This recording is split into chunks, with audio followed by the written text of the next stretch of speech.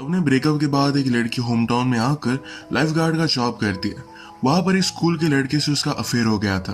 अब क्या ये अफेयर उस लड़के की लाइफ को डिस्ट्रॉय करेगा या एक न्यू डायरेक्शन देगा, ये हम आज की हमारी मूवी द लाइफ गार्ड 2013 की एक हॉलीवुड मूवी में देखेंगे। अगर आपको वीडियो अच्छा लगता है तो प्लीज इसे लाइक और कमेंट जरूर कर दीजिएगा। अब बिना किसी देरी के एक्सप्लेनेशन स्टार्ट करते हैं। मूवी स्टार्ट होती है और हम हमारे मेन कैरेक्टर ली को उसके बॉयफ्रेंड के साथ देख सकते हैं। उसे छोड़कर कुछ दिनों के लिए घर जा रहा था। उसका बॉयफ्रेंड इंडियन है तो इंडिया जा रहा था। ली हमारी एक जर्नलिस्ट है और ली का बॉयफ्रेंड उसका बॉस भी था। एक जगह पर छोटे से टाइगर की डेथ हो गई थी, वहीं पर वो इन्वेस्टिगेशन करने के लिए गई। किसी आदमी ने एक छोटे से टाइगर को एज अ पेट घर में बंद करके रखा था। उस बेबी ने वहां से निकलने की बहुत कोशिश की पर वो निकल नहीं पाया। फाइनली उसकी वहीं पर डेथ हो गई। ये स्टोरी सुनने के बाद ली को बहुत ही बुरा लगता है। ये सिनारियो उसकी लाइफ से पैरेलल है। उसे आजकल अपनी लाइफ में स्टक लग रहा है। वो निकलने की बहुत कोशिश करती है पर निकल नहीं पा रही। जब उसका बॉयफ्रेंड वापस आया तो एक दिन उसकी बात उसने सुनी। उसे पता चला कि वो ऑलरेडी इंडिया में एंगेज्ड है। यही रीजन था कि वो अपने कलीग से हमेशा उसके रिलेशनशिप के बारे में झूठ कहता था। ली के बारे में किसी को भी पता नहीं था। ये सब सुनकर ली को बहुत बुरा लगा। वो निकलना ही चाहती थी तो सब कुछ छोड़कर अपने घर आ जाती है। घर में उसकी मदर ने सब कुछ स्टोरेज का सामान रखा था। मदर ने कुछ न्यू क्लासेस स्टार्ट की है। ली इसका मजाक उड़ाती है। मदर को बात अच्छी नहीं लगती। रात में डिनर करते वक्त ली ने अपने पेरेंट्स को बता दिया कि कुछ दिनों के लिए मैं यही रहने वाली हूँ। पेरेंट्स कहते हैं कि तुम 30 साल की हो, तुम ऐसे कैसे घर पर रह सकती हो। ली ने कहा कि मुझे सिर्फ कुछ टाइम चाहिए। उसने जिस तरीके से अपनी लाइफ को एक्सपेक्ट किया था उस तरीके से कुछ हुआ नहीं है। अब तक उसे लाइफ में एक सही डायरेक्शन मिली नहीं। वो अपनी लाइफ से जरा सैड है तो इसलिए थोड़ा टाइम निकालना चाहती है। उसके फादर इस बात के लिए बहुत ही सपोर्टिव थे। ली के साथ टाइम स्पेंड करना उन्हें बहुत अच्छा लगता है। अगले दिन ली अपने स्कूल के फ्रेंड टॉड से मिलने के लिए आई। टॉड उसे देखकर बहुत ही खुश था। टॉड आर्ट गैलरी में काम करता है तो उसने कितना भी ब्रेक लिया तो कोई भी फर्क नहीं पड़ता। उसने ली से पूछा कि तुम कितने दिनों के लिए यहाँ आई हुई हो। ली कहती है कि जरा टाइम के लिए मैं यही रहूंगी। टॉड ने उसके बॉयफ्रेंड के बारे में पूछा। ली ने उसे सब कुछ सिचुएशन बता दी। ली कहती कि अब तुम अपने सारे प्लान्स कैंसिल कर दो, हमें मजे करने हैं। हाई स्कूल में इनके ग्रुप में और एक फ्रेंड थी जिसका नाम था मेल। ली जाकर उससे मिलती है। अब वो असिस्टेंट प्रिंसिपल बन गई थी तो उसे इस तरीके से देखना ये उसके लिए बहुत ही वियर्ड था। वो बिलीव नहीं कर पाती कि मेल अब इतनी सुधर गई है, क्योंकि हाई स्कूल में बहुत सारी अलग अलग चीजें, वियर्ड चीजें किया करती थी। ली ने उसे पूछा कि आजकल चल क्या रहा है। मेल कहती है मैं और मेरे हस्बैंड प्रेग्नेंट होने का ट्राई कर रहे हैं। 6 मंथ्स हो गए पर फिर भी अब तक कुछ भी न्यूज नहीं आई। इसी वजह से आजकल वो जरा स्ट्रेस रहती है। ली ने उसे सिगरेट ऑफर की। वो पहले ले नहीं रही थी पर बाद में उसने ले ली। वो भी थोड़े से फिर से मजे करना चाहती थी। स्कूल में उसे स्ट्रिक्ट रहना पड़ता है, सब कुछ रूल्स को फॉलो करना पड़ता है। पर आज उसे बहुत ही फ्री लगा। शाम में सारे फ्रेंड्स मिलकर डिनर के लिए आए। ली से उन्होंने पूछा कि अब तुम्हारा प्लान क्या है। ली कहती मैं फिर से लाइफ गार्ड की जॉब करूंगी। मेल ने कहा कि वो जॉब तुम हाई स्कूल में करती थी, अब तुम्हें नहीं करना चाहिए। ली वैसे भी ब्रेक पर है तो उसे कुछ भी ज्यादा फर्क नहीं पड़ता। यहाँ पर इस डिनर के वक्त मेल का हस्बैंड भी था। मेल का इस तरीके से उसके फ्रेंड से मिलना है उसे ज्यादा अच्छा नहीं लगता, क्योंकि जैसे हमें पता है कि ली और टॉड इतने ज्यादा रिस्पॉन्सिबल नहीं है। वो किसी भी टाइम पर कुछ भी कर सकते हैं। अगले दिन ली ने लाइफ गार्ड का जॉब ले लिया। वहां पर एक हाई स्कूल के लड़के से मिली जिसका नाम था लिटिल जेसन। जेसन यहाँ पूल के पास ही रहता था तो हमेशा वो यहीं पर आता रहता है। ली जब सब बच्चों पर नजर रख रही थी तो कुछ बच्चे भागते भागते गए। उसने कहा कि तुम यहाँ पर भाग नहीं सकते, तो सब बच्चों ने कागज को गिला करके उसे बहुत मारा। उसे बहुत सारी गालियां भी दी। ली इन बच्चों को बैन कर देती है और इसके बाद खुद रोने लग गई थी। थोड़ी देर में जब जेसन वापस आया तो उसे पूछता है कि क्या हुआ। ली ने कहा कि वो एक छोटा सा बच्चा है जो गैंगस्टर की तरह बिहेव करता है। वो कहाँ पर रहता है, मैंने उसे स्विमिंग पूल से बैन कर दिया है। जो भी हुआ था ये सारी चीजें उसने जेसन को बता दी। नेक्स्ट सीन में हम मेल और उसके हस्बैंड को देखते हैं। मेल आज रात ली और टॉड के साथ फिर से डिनर करने के लिए जाने वाली थी तो हस्बैंड कहता है कि ज्यादा ड्रिंक मत करना। मेल ने कहा कि इससे ज्यादा कुछ फर्क नहीं पड़ेगा, पर फिर भी हस्बैंड की लो मान जाती है। आज एक शॉप के बाद ली और टॉड को जेसन और उसके फ्रेंड्स मिले। जेसन की फ्रेंड मैट ने कहा क्या आप हमें बियर दिलवाने के लिए हेल्प कर सकते हो। टॉड ने कहा कि इसके बदले में हमें क्या मिलेगा। हेल्प करने के बदले में टॉड को जॉइंट चाहिए था। ये बच्चे इसके लिए मान जाते हैं। जब वे बाय करने के लिए रात में ये सब पहुंचे तो उनके साथ मेल भी थी। मेल ने इन बच्चों को देखा और वो बहुत ही ज्यादा गुस्सा हो जाती है। उसने कहा कि सारे बच्चे मेरे स्कूल में जाते हैं, मैं वाइस प्रेसिडेंट हूँ, मैं इस तरीके से चीजें नहीं कर सकती। टॉड कहता है कि ज्यादा वरी मत करो। तभी जेसन और उसके फ्रेंड्स ने कहा कि अब हम स्कूल में नहीं आने वाले हैं। वो ड्रॉप लेकर एक न्यू सिटी में जाने वाले थे। टॉड ने कहा कि अब ये तुम्हारे स्टूडेंट नहीं है, तुम ज्यादा वरी मत करो। पर फिर भी मेल इसे सपोर्ट नहीं कर सकती थी। वो गाड़ी में ही रुकी। मेल के साथ इन फ्रेंड्स में से एक फ्रेंड रुका हुआ था। मेल उसे समझाती है कि मेरा भी हाई स्कूल में ज्यादा कंसंट्रेशन नहीं होता था, पर बाद में उसने बहुत अच्छे से स्टडी किया और अपनी लाइफ को अब उसने सुधार लिया है। इस कन्वर्सेशन से इस बच्चे को अच्छी डायरेक्शन मिली और वो स्कूल से ड्रॉप नहीं करने वाला। ली, टॉड और जेसन के फ्रेंड्स ये सब आगे गए, फिर स्मोक करते हैं। ली ने जेसन को समझाया कि तुम्हें इस तरीके से जाना नहीं चाहिए, अपने हाई स्कूल एजुकेशन को यहाँ पर कंप्लीट करना चाहिए। अगर तुमने नहीं किया तो लाइफ हार्ड हो सकती है। जेसन कहता है कि टाउन बहुत ही घटिया है, हर कोई उन्हें हेट करता है।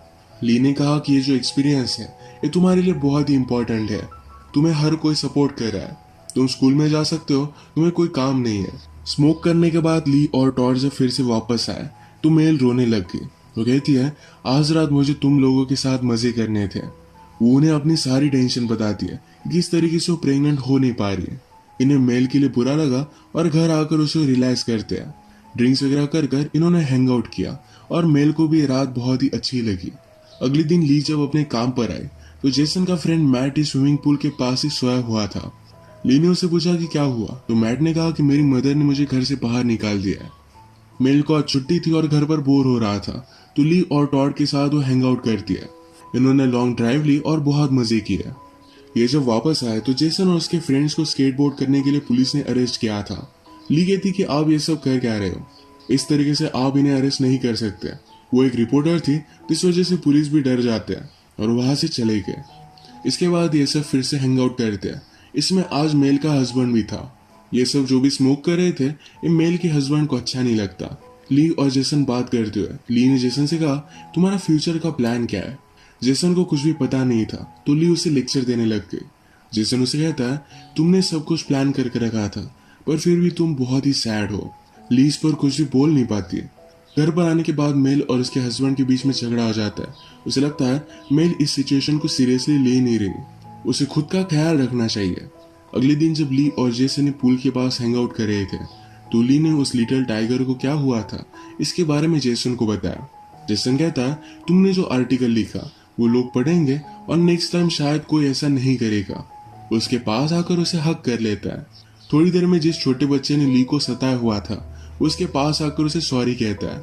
उसने बहुत ही रिक्वेस्ट की तो ली ने फिर से उसे स्विमिंग पूल में आने के लिए अलाउ कर दिया। वो ली से कहता है कि प्लीज जेसन को बता दो कि मैंने आपसे माफी मांगी है, वो मुझे तंग ना करे। इसका मतलब है जेसन ने उसे धमका कर यहाँ भेजा हुआ था। ली को यह सब बात बहुत ही स्वीट लगी। रात में बारिश होने लगी तो जेसन भी ली की कार में बैठ गया था। ये दोनों एक दूसरे के करीब आने वाले थे। ली को रियलाइज हुआ और वो वहां से दूर चली जाती है। फिर रात में अपने फ्रेंड्स के साथ स्विमिंग पूल पर आए। ली और जेसन ने एक दूसरे को ही देख रहे थे। ली वॉशरूम आए तो जेसन उसके पास आ जाता है। जेसन ने पूछा कि अगर हम दोनों के बीच में कुछ हुआ तो क्या फर्क पड़ता है, सब कुछ ठीक हो जाएगा। वो फिर उसे किस कर लेता है और यहीं पर ये दोनों इंटीमेट हो गए। आज रात ली घर पर बहुत ही लेट आई थी तो उसकी मदर उस पर बहुत ज्यादा गुस्सा हो जाती है। उसने कहा कि तुम इस घर को होटल की तरह ट्रीट नहीं कर सकती, तुम्हें कुछ रिस्पॉन्सिबिलिटीज लेनी चाहिए। मदर का कुछ काम था जो उसने फादर को दिया हुआ था, पर फादर इसके बारे में भूल जाते हैं क्योंकि उन्हें ली के साथ टाइम स्पेंड करना है। मदर इस बात से और भी ज्यादा फ्रस्ट्रेटेड हो गए, पर ली और फादर खुश थे क्योंकि आज उन्हें एक दूसरे के साथ हैंग आउट करने के लिए मिला। स्विमिंग पूल पर आने के बाद ली जेसन के बारे में ही सोच रही थी। इसी मोमेंट पर एक छोटा सा बच्चा स्विमिंग पूल में गिर गया और उसका ध्यान नहीं था। बाद में उसे वो जल्दी से बचा लेती है। घर आते वक्त ली ने फिर से जेसन को देखा। ये दोनों एक लेक के पास आए। जेसन कहता है कि वर्मोंट बहुत ही ब्यूटीफुल है, वहां पर मैं फिश वगैरह कैच करता था। ये दोनों फिर से एक दूसरे को किस कर लेते हैं। इसके बाद इनकी रिलेशनशिप कंटिन्यू हुई थी। एक दिन ली ने जेसन से पूछा कि तुम कब जाने वाले हो। जेसन कहता है कि 1-2 वीक में मैं निकल जाऊंगा। उसने कुछ पैसे सेव करके रखे, उसके पास $400 थे। ली ने कहा कि इतने इनफ नहीं है, तुम्हें एटलीस्ट $1000 चाहिए। तुम थोड़े दिन यहीं पर रुक जाओ, कुछ अगर और पैसे आ जाएंगे उसके बाद चले जाना। ली नहीं चाहती थी कि जेसन इतनी जल्दी यहाँ से चला जाए। एक रात पार्टी पर मेल ने ली से कहा, तुम ऐसा कुछ भी मत करना जो तुम्हें रिग्रेट करना पड़े। ली कहती कि मैंने ऐसा कुछ भी नहीं किया है। जेसन के फ्रेंड मैट को जल्द से जल्द इस टाउन से निकलना था। टॉड ने कहा कि मैं भी पहले इस टाउन से निकलना चाहता था, पर यहाँ पर वो स्टक है। उसकी जॉब है, उसके पेरेंट्स यहाँ पर है, यहाँ से जा नहीं सकता। वो मैट को सहारा दे रहा था, पर उसके बाद उसे हाथ लगाने लग गया। मैट ने कहा कि मैं गे नहीं हूँ और वहां से चला जाता है। गुस्से में जेसन के पास आया और कहा कि हमें कल के कल निकल जाना चाहिए। जेसन कहता है कि मुझे और भी कुछ पैसे सेव करने हैं, जरा 1-2 वीक्स लग सकते हैं। मैट बेचारा इस सब बातों से बहुत ही सैड हो गया। ली के घर पर उसके पेरेंट्स मिलकर एक रूम बनवा रहे थे। यही दिखाने के लिए जेसन को ली लेकर आए। ली के पेरेंट्स अपने हाथों से खुद बना रहे थे। इसका मजाक ली ने उड़ाया। ये सब बातें ली की मदर सुन लेती है और इस पर वो बहुत ज्यादा अपसेट हो गई। उसने कहा कि तुम इस तरीके से वापस कैसे आ सकती हो? बचपन से लेकर आज तक मैंने तुम्हारा ख्याल रखा है। तुम जब अपनी जॉब करने के लिए गई तो मैंने खुद की आइडेंटिटी क्रिएट करने की कोशिश की। अब तुम जब वापस आ गई हो तो सब कुछ प्रॉब्लम क्रिएट कर रही हो। तुम्हारे फादर तुम्हें कुछ भी नहीं बोलेंगे, क्योंकि तुम कितने भी दिन यहाँ पर रहो उन्हें कुछ भी फर्क नहीं पड़ता, पर मदर को पड़ता है। ली एक छोटी बच्ची की तरह बिहेव करती है, ये मदर को अच्छा नहीं लगता।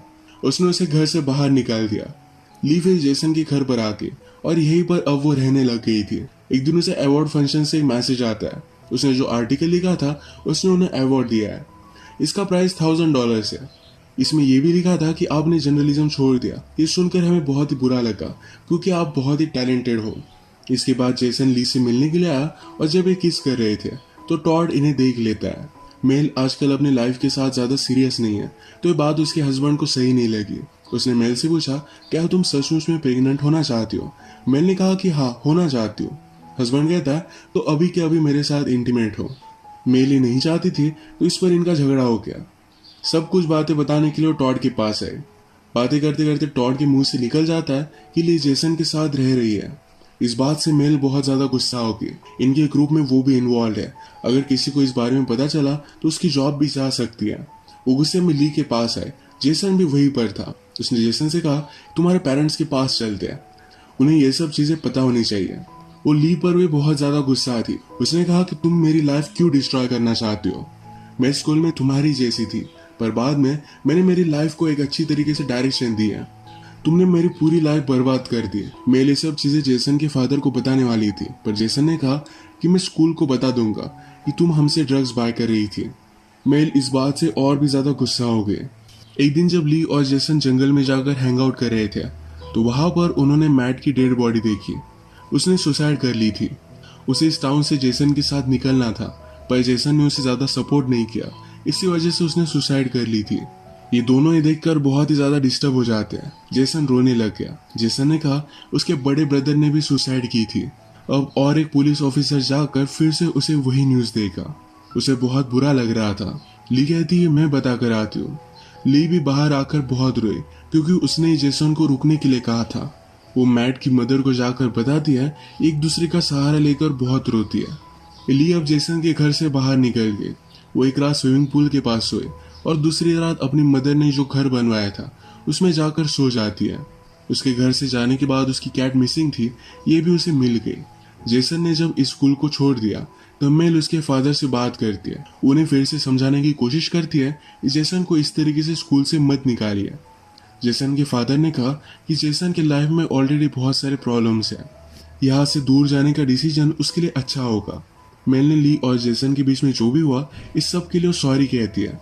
फादर कहते हैं, लाइफ में इस तरीके से अजीब अलग अलग चीजें होती रहती है, हमें इस पर इतना ज्यादा सोचना नहीं चाहिए। जेसन के फादर के जाने के बाद मेल को मनाने के लिए उसका हस्बैंड आ गया। उसे सॉरी कहता है। जिस तरीके से हस्बैंड वाइफ झगड़ते हैं उसके बाद एक दूसरे को माफ कर देते हैं, उसी तरीके से इन दोनों ने भी एक दूसरे को माफ कर दिया था। मेल ने अपने स्कूल के बोर्ड को सारी सिचुएशन समझाई थी, पर इसमें उन्हें नहीं लगता कि मेल का कोई भी फॉल्ट है, तो इस वजह से उसे वो फायर नहीं करते। ली घर पर आई और सारे सामान को ठीक से रख देती है। अपने मदर के लिए उसने वेबसाइट वगैरह बना कर रखी थी। मदर को अच्छा लगा कि ली कुछ ना कुछ तो रिस्पॉन्सिबिलिटी ले रही है। ली अब घर में रह सकती थी। मैट के फ्यूनरल पर ली और मेल फिर से एक दूसरे से मिले। ली ने मेल को सॉरी कहा और मेल उसे माफ कर देती है। अब इसके बाद जेसन के जाने का दिन आ गया था। वो ली से मिलने के लिए आया। ली को अपने आर्टिकल के लिए जो $1000 का चेक मिला था ये वो जेसन को दे देती है। उसने कहा कि तुम बहुत ही अमेजिंग हो, कभी भी अपने आप पर डाउट मत करना, अच्छे से मेहनत करना और लाइफ में तुम सक्सेस हो जाओगे। इसके बाद ली भी अपनी सिटी में फिर से वापस चली जाती है। वो अपने काम में अच्छी थी, पर सिर्फ ब्रेकअप की वजह से जरा ब्रेक लेने के लिए वो यहाँ पर आई हुई थी, तो फिर से वो लौट जाती है। जेसन भी अपने टाउन में जाकर सही तरीके से सेटल हो गया था और ली के न्यूयॉर्क के एड्रेस पर वो लेटर लिखता है। इनकी रिलेशनशिप कैसी भी हो, फिर भी एक दूसरे को लाइफ में आगे बढ़ने के लिए इन्होंने इंस्पायर किया था। इसी के साथ ये मूवी एंड हो जाती है। अगर आपको वीडियो अच्छा लगा तो प्लीज इसे लाइक और कमेंट जरूर कर दीजिएगा। ये बहुत सारी मूवीज लेकर आता रहता हो, तो प्लीज इस चैनल को सब्सक्राइब कर दीजिए और बेल नोटिफिकेशन आइकन दबाना मत भूलिएगा। हम फिर से मिलेंगे और एक नई मूवी के साथ। तब तक के लिए थैंक यू।